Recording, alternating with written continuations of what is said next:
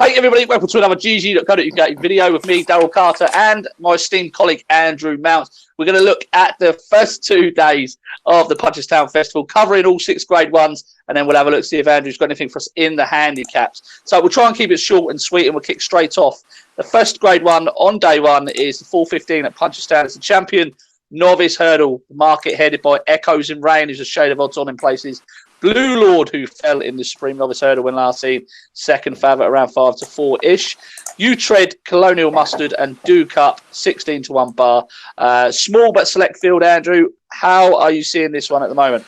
I really like the favourite here. He's probably my nap of the meeting, and I know he's a shade of odds on now. The price is nothing to write home about, but he's really impressed me since coming over from France. First time for the yard, they stuck a hood on him. He was straight into Grade 2 company on his stable debut. He was a 12 to 1 shot. Obviously, not a great deal was expected. He's finished well beat. Since then, it's 3 wins from 4 starts, including a very impressive Grade 2 Fairy House win last time out.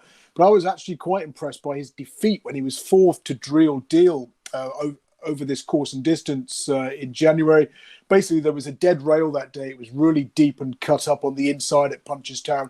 Anything that made the running towards that inside rail was finishing out with the washing. I upgraded that performance. I thought he did really well to finish a fairly close-up 4th. He's 2 from 2 since then. So he won on yielding ground last time. The ground's described as good to yielding ahead of day 1. They're watering as well. The showers forecast at various stages this week. I think he'll be fine on it. I think he'll take an awful lot of beating here, Echoes in Rain. Yeah, I would totally agree with that, actually. Everything you said there, I think she was really impressive last time out. Combined distance of 23 lengths within our last 2 starts, including beating Belfast Banter. That form looks extremely good, although you must take it with a pinch of salt, given that Belfast Banter probably would have won the county hurdle. Would he have been ridden to win the race, I suspect. It's interesting that Punchestown End returns and he's taken the ride on Blue Lord, given that he rode the mare the last twice at Ferry House and Nace. How much would you take jockey bookings into consideration here, considering Punchestown End is effectively challenging for the Irish Jockeys title? Would that be a big part into what you're going to be backing this week? No. I like it. I'm looking at the horse. The jockey's a distant second. I like it. I like it a lot. Okie dokie. The next Grade 1 on the card is 5:25 at Punchestown. It's the Champion Chase. Market headed by Chacon Poursoir. We've got the fantastic Ryanair winner Allaho dropping back to 2 miles. They're going to roll the dice. Rachel Blackmore takes the ride. Nube Negra goes over for the Skeltons, as does First Flow from the UK. Silios Emery, Castle Grace Paddy, and Daily Tiger. The market is somewhat a little bit lukewarm on Chacon Poursoir's chances. He had a little drift this morning, but is around a 5-4-ish chance. Allaho, quite tight in the betting for a horse that's never run over 2 miles, was second in the Albert Barlow and second in an RSA running on a champion chase trip at 2 miles at 7 to 4. How are you looking at this one, mate? What a race. I mean, it's incredible, isn't it? It's an absolutely fantastic contest. Very sporting of Willie Mullins to run Allaho here against Chacon Poursoir. I mean, it's a real tricky one. On paper, Allaho, it's like he could be in receipt of an easy lead here, but he's cutting back to 2 miles, isn't he? And this is a horse who's won over 3. He was really impressive in the Ryanair, romping home from the front. But obviously, clocked a good speed figure according to the figures I use, and I think everybody else is. But switching to a right-handed track is another worry as well. He has jumped out to his left on occasions, and I just think at the price, I can leave him alone. Same goes for Chacon Poursoir. When I'm interested in some of the ones who finished behind Put the Kettle On in that Champion Chase. We've already seen the form, well advertised by Grianity, who won at Sandown last Saturday, finished 4th in the Queen Mother. And I'm looking at First Flow for Kim Bailey, because you look at his races and he's got a really good strike rate going right-handed. He has won multiple times the other way around, but he does jump out to his right. And I just think at 14 to 1 or thereabouts, he could be the value here. And, I'm just going to side with him. It's a belting race. It wouldn't surprise me if Chacon Poursoir won. Wouldn't surprise me if Allaho made all. Nube Negra should run a good race as well. But at 14 to 1, I just thought that was too big about First Flow. So I'm just going to throw my 50 pence each way at him and enjoy the race, to be honest. Yeah, I thought he ran a blinder actually at Cheltenham. I mean, coming down the back, I think he made a couple of mistakes, dropped back to second last. I think down the hill he was last. He stuck on really strongly. He's a horse I've always quite liked. First of all, I actually put him up for the Supreme Novice Hurdle all those years ago when he ran in it. But my God, he jumped right out to the right hand side, lost all ground, and had absolutely no chance. There's a couple of ways of looking at this. I do like the two English going over. First Flow and Nube Negra. First Flow definitely looks a bit of value at the current prices. But I thought we could be looking back on this race and thinking, how on earth has Chacun Pour Soi gone off at 5-4? I think it's quite clear that he didn't give his running at Cheltenham, in my opinion. That means he was only 11th behind Nube Negra, despite only giving his running. Now, there's a couple of ways I think you can look at it. I think you can look at Chacun Pour Soi and say, well, look, we were always worried that he was a little bit fragile. And is he now over the top where he's gotten so many runs into him for the first time in his career? I think I'm willing just to forgive that first travel over to the UK at Cheltenham, back here at Punchestown, where he was an impressive winner, beating Defi Dessous a couple of years ago. And he was so impressive at Leopardstown 2 times before that. I can't, for me, believe that was his true running at the Cheltenham Festival. And I think Allaho is going to look a pretty poor price here. He was fantastic in the Ryanair, no doubt about that. But there was definitely a case to be made that Rachel, once she got to the front, dictated things a little bit mid-race, slowed it down, got a good breather into him, and kicked on again. He looked a tired horse at the finish for me. So the drop back in trip, I've never really seen him as a 2-miler, Andrew. Do you think there's a case here that Allaho is going to bomb out completely? You know, if he goes off hard, gets into a battle, Chacun Pour Soi, will Chacun Pour Soi sort of break his heart, and then we'll see something else come from a little further back to grab second place, perhaps, and Allaho? Yeah, that could well be the case. Yeah, I mean. The way I'm trying to look at Allaho is if there was a 2.5 mile race at this Punchestown Festival, I don't think he'd be running in this one. I thought there was murmurs of a King George attempt after his win in the Ryanair. An easy 3 miles, I think he would suit him, but dropping back to 2, I'd be a little bit concerned about him. Yeah, most of these Grade 1s tactically are going to be fascinating to watch. I mean, another horse worth a mention as well is Castle Grace Paddy, a 10-year-old, 40 to 1 shot or thereabouts, but it has been very consistent. And although he does jump out to his left on occasions, he's got plenty of form right-handed. I mean, last time out, he's finished a close-up second in a Grade 2 at Fairyhouse. And he's the kind of horse who's just going to be ridden for a place, be held up out the back. I said, plenty of these like to get on with it, don't they? So, and, you know, Chacun Pour Soi could end up winning. But you might, want to throw in Castle Grace Paddy for a speculative forecast, perhaps, because at current prices, that's probably going to pay sort of 50 to 1. And I don't think that's a 50 to 1 shot. So, yeah, it's a tricky race to for me to get too heavily involved in financially, but I can't wait to watch it. It's going to be fantastic. Absolutely. Last Grade 1 of the day, the third and final Grade 1 of the day is 6:30 at Punchestown. It's the Champion Novice Chase. It's over 3.5 miles a furlong. And this is the one we have all been waiting for. Monkfish against Envoi Allen, chucking Paul Reevy and even Franco de Port. And I think this small select field is going to be a belter of a race. I really do. I'm excited for this, Andrew. Our boy Monkfish at the top of the market. Are you sticking with him? Yeah, I've got to. I love him. I didn't back him at Cheltenham. He was short enough for me. I hadn't managed to get on at the fancy prices anti-post like I think you had, Daryl.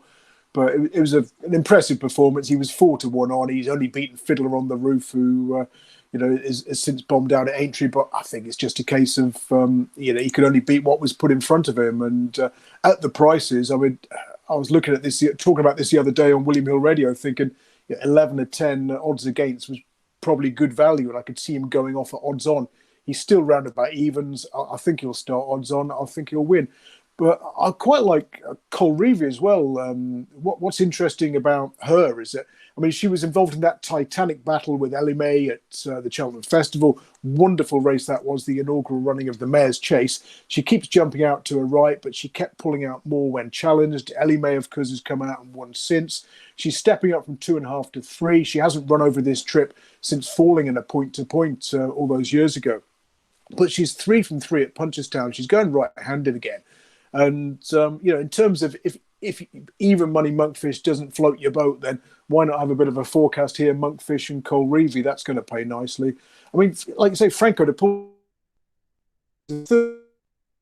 but he's finished second in the Grade 1 last. That's how good Monkfish and Envoi Allen are. But yeah, Colreeve is probably going to go under the radar here. I can see her outrunning her odds. But like you say, it's an absolute belting race. Do you think that Willie Mullins has thrown Franco de Port in here, who was last seen running in the was he last seen in the Arkle, the Irish Arkle? 2 starts ago behind Shishkin. Do you think he's a 2-miler? He's been put in here as a bit of a pace angle. Probably not going to stay the trip. Do you think they're going to try and run the stamina out of Envoi Allen? Do you think? I don't think so. I mean, it might be a case of just not being able to live with Envoi Allen early, if that's the tactics on that one. I think it might just be a case of, well, we jump round here, we get €4,000 for finishing 4th. If Envoi Allen fell last time out, so if he hit the deck again, you're getting €9,000 for finishing 3rd. So I think it's probably a case of pot hunting, really. That would be my interpretation of it. Could be wrong. That could be the case. It'd be interesting to see if Rachel does try and dictate on the front end on Envoi Allen, given that he didn't really settle last time. I mean, I'll be watching him down at the start, that's for sure, seeing what he's doing, how he's reacted down at the start. But given he didn't really settle, I wonder if they would give him a clean look at his fences. And now that might sound a bit silly because you think horse didn't settle last time. Get him in behind horses, get him to settle down. But maybe he wants a clear look at his fences and can get into a good rhythm off the front end. Rachel's been fantastic this season at dictating races. So I'm just wondering what's going to happen up front, because we know Monkfish likes to go forward. I think Monkfish was fantastic. We know Colreeve tends to make the running, or at least press the pace. But of course, going up in trip, you don't know whether they're going to hold on to her to conserve her stamina. So it's it's fascinating from that perspective as well, as you say. Yeah, exactly. Monkfish on the level. Monkfish is taking on 3 horses that have never run over the trip, and have not recorded a faster time figure than he has, and have not recorded a higher RPR than he has. So really, on the face of it, he looks like a good bet. I think at Cheltenham, I think he was. That wasn't his true running. He made a lot of mistakes that day, but I think he got the job done, essentially. So I think that performance can be upgraded. It'd be interesting to see how Envoi Allen's going to react to that fall this time. Is he going to be a bit standoff at his fences the first time he's hit the deck? It's the first time he's not completed. I think it's going to be very interesting. I think there's a lot of ifs and buts with Envoi Allen at the prices at the moment, whereas I don't think you get that with Monkfish. So I'll be sticking with Monkfish as well, Andrew. Cracking race there. Cracking race. Right, moving on to day 2. The 5:20 on day 2 is the first Grade 1. It's the Mirror Novice Hurdle over 3 miles, and we've got the Albert Bartlett winner Vanilliere in here for Gavin Cromwell. Galloping Deschamps and Martin Pope winner turns up here for Willie Mullins as well. This is another cracking little race. I mean, tell me something, girl. Mares Novice Hurdle winners in here. Torygraph disappointed at Cheltenham last time. Streets of Doyen is in here. Statler, the once favourite for the Albert Bartlett, reopposes. And Cross Hill, the horse that beat Vanilliere on his maiden hurdle debut by 11 lengths, also reopposes for Miss Jessica Harrington. So very, very interesting race, this one. Did you think the win of Vanilliere in the Albert Bartlett was believable?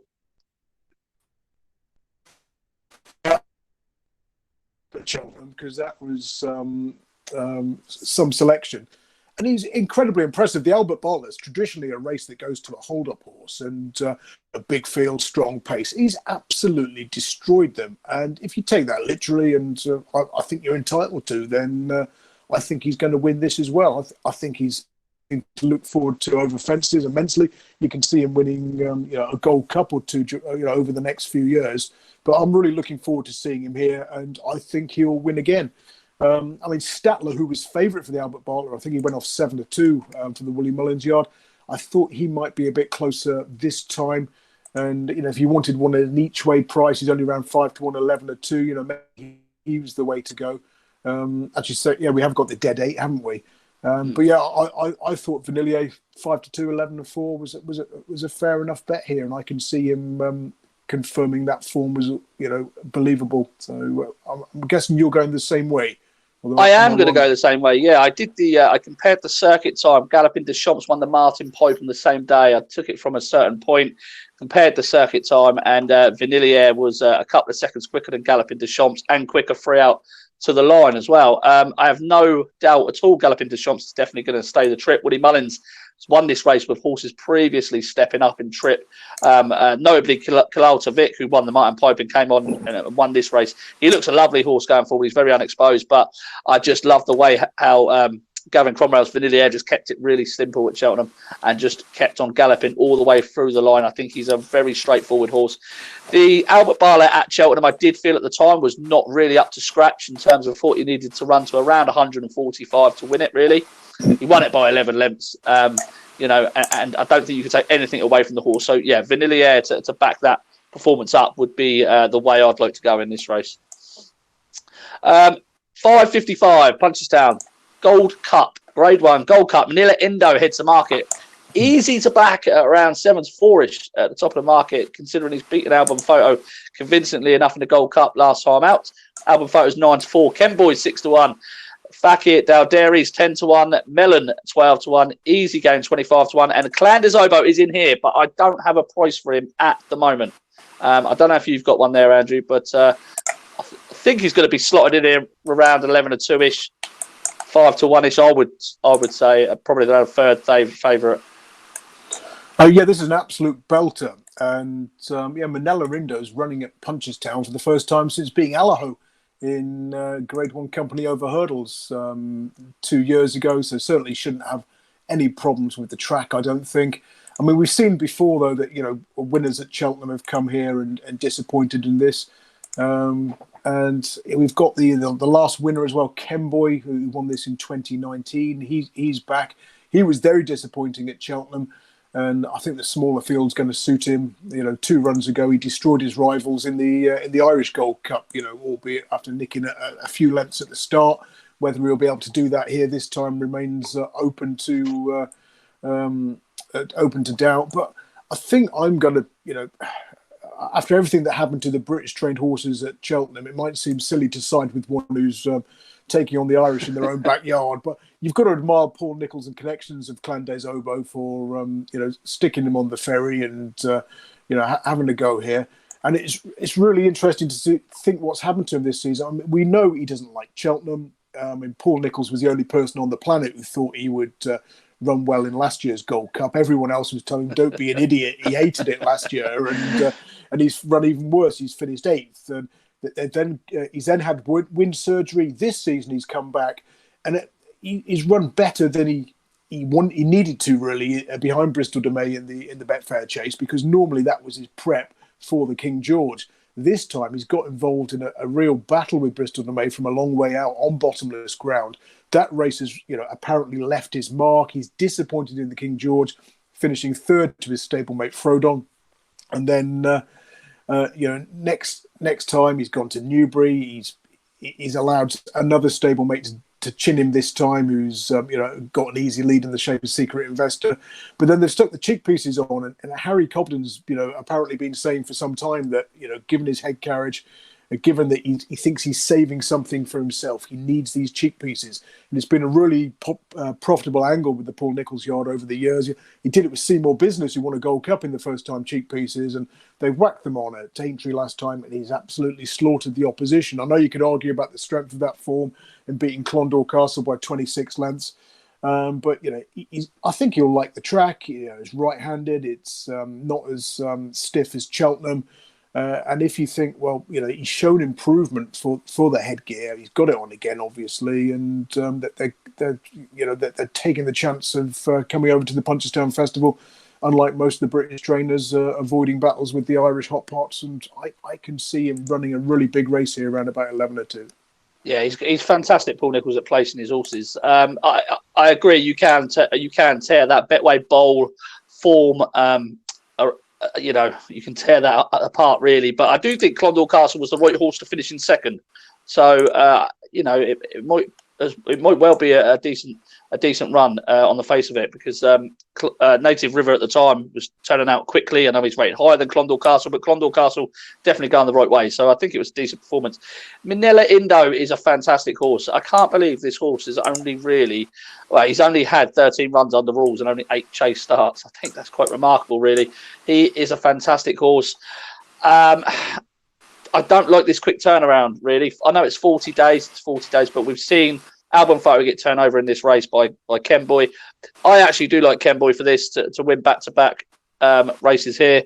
I think you can forgive that run at Cheltenham when 85 lengths behind Minella Indo. That's just not his track. We've seen that before. And his prior 2 runs, notably in the Savills Chase, when just beaten by a Plutard, looks very good in the context of Minella Indo's run at Cheltenham. So I think everything's in Ken Boyd's favour yet again here. Danny Mullins on board. I do like him a lot. And I think he might just be able to steal this off the front end. So that's where I'll be going with that one. The final grade 1 on the day on the second day is the bumper. Small field, but again, it's the 2 horses that we want to see going up against each other, Kilcroot and Sir Gerhard, both joint favourites. Do you think those are the right prices for those 2, or do you think one should be favoured by the bookies more than other, Andrew? Yeah, I mean, my take of the Cheltenham form was that Kilcroot did well to finish where he did because he was up with the pace. He was gave Sir Gerard too much rope there, and the winners made all. And we've seen 1 or 2 of the horses who finished further back under patient rides just never getting a blow. And I would say this time it's going to be slightly different. And I think there was only half a length between them at Cheltenham. I think it all came down to tactics that day, and Sir Gerald got the tactics right. Kilcroot didn't, and that might be different this time around. But you don't really want to back either of them at 5-4. I don't think, do you? It doesn't really. I agree, and I think if you're a fan of Kilcroot, you're looking at him at the moment and thinking, well, why has Patrick Mullins jumped off him to ride Sir Gerhard? And after all the talk that Patrick was giving up about Kilcroot and saying how good he is, bred by the family, we love him, etc. He's jumped off. Jumped on Sir Gerhard. I mean, maybe it's political as well with the owners and perhaps Cheveley Park are regarded as bigger owners than those of Kilcroot, and you don't want to disappoint them. And I know in the past that certain owners are like, my horse is the best. I want the stable jockey to ride.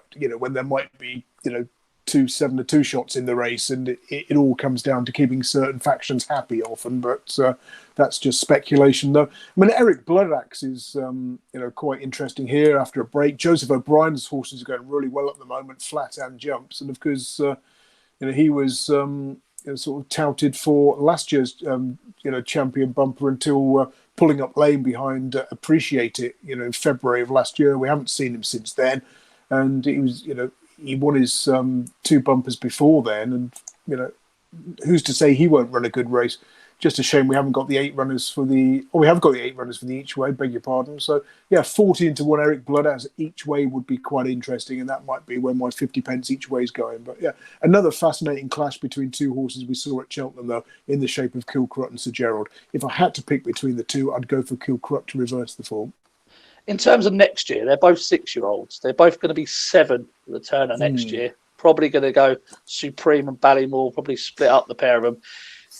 Would that age trouble you going into next year, given that they've both probably been the 2 best bumper horses around this season, and going into those races like the Supreme or the Ballymore next year, they're going to be very well touted. They're going to be very well backed. They're going to be towards the top of the markets.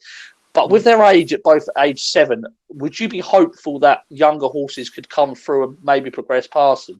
Well, I wouldn't be surprised if one of them goes straight over fences and they skip the hurdling.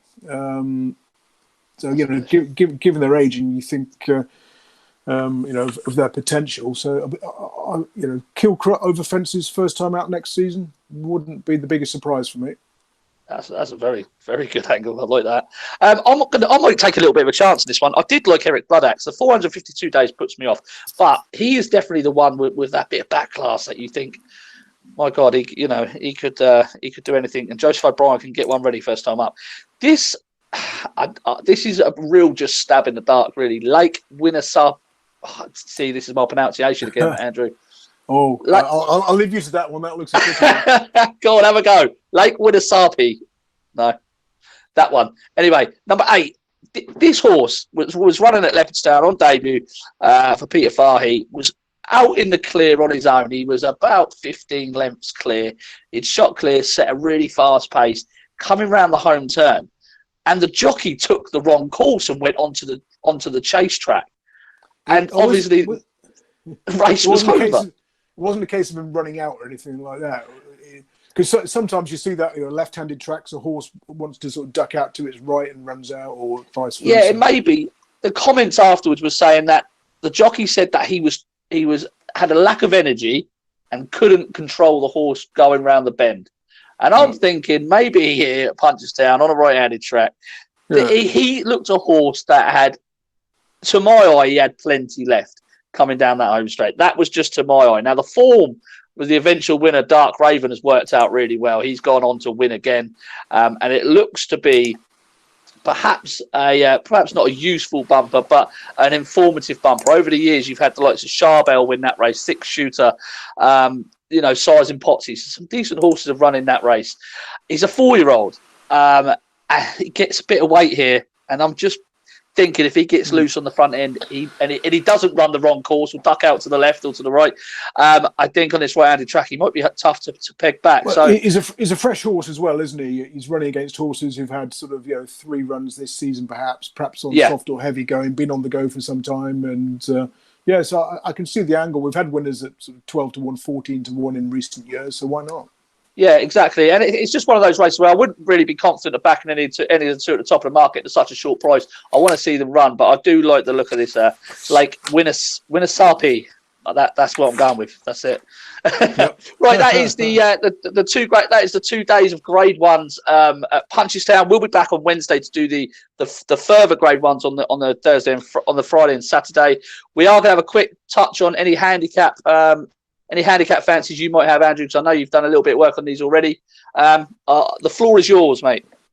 Yeah, just a few things to mention. The opening race on day 1, the 340 on Tuesday, I thought Great Bear was interesting coming down in class. He'll like the going. He placed in a race worth, I think, €48,000 to the winner last time out. This is worth about a quarter of that amount. So, Great Bear in the 340. And then in the 450, we've got the county hurdle form represented by Cade Boy. Was beaten 11, only finished 13th that day, but was only beaten 11 lengths and is likely raced open to improvement. And we've seen, with Belfast Banter the winner, with Milkwood, with plenty of horses, Edward Stone, who've run in the county hurdle, come out and run well. So Cade Boy, right about 16 to 1 for the 450. And finally, just on the 340 on Wednesday, another tricky big field handicap.